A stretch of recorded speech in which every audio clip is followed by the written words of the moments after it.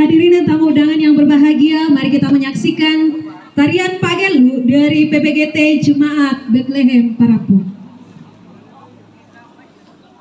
Dan sebagai informasi bahwa adik-adik kita yang akan menari ada namanya Yemi Mabala, dan kemudian yang di tengah Eunike Rombe Tayung, dan yang terakhir Rani Kristalia Datu. Bapak Ibu hadirin semua yang berbahagia, pada saat ini kita menyaksikan tarian dari PPGT Jemaat Bethlehem Parapu.